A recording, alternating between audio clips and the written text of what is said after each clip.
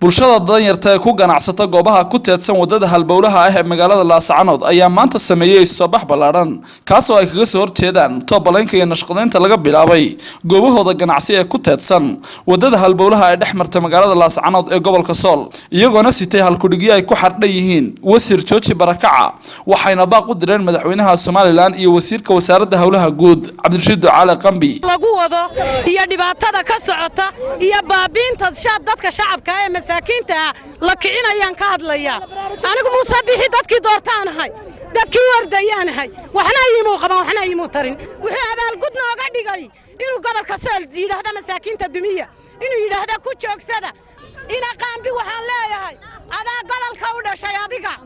gobolkaad u dhalatay masaakiinteeda hadaad cagta saarayso aday ku taala oo aad duminayso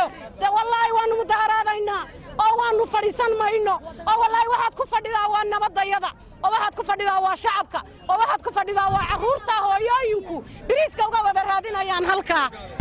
mudaharaadka nabadgelyada awada waxay mudaharaad ka yihiin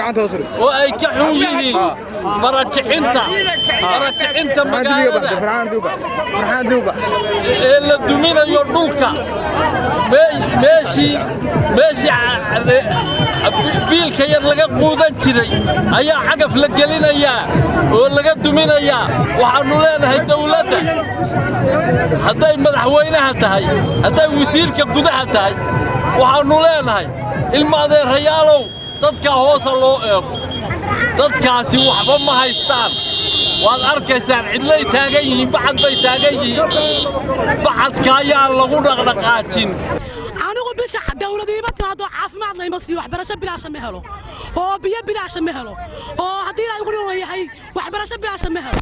maxaa keenay maanta mudane madaxweyne gobolkii Sool ee aan ka qabanin inaad dumisid ee aan ka qabanin ay ku doortay maxaa ka damacdeen waxaan la hadlayaa golaha baarlamaanka siya baasha Maxamed Cabdi waxaan la hadlayaa golaha wasiirada ee dhulbahante siba kuwa daaroodka dhan baan la hadlayaa gobolkii soo doortay hoos u eega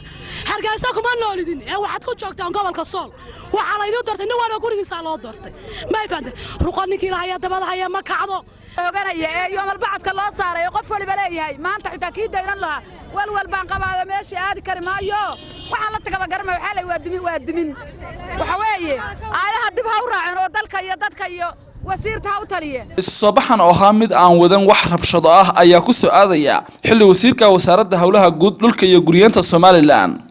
oo isla maanta soo gaadhay gudaha magaalada Laascaanood ee xarunta gobolka Sool Waliban Qaran Somnis TV Laascaanood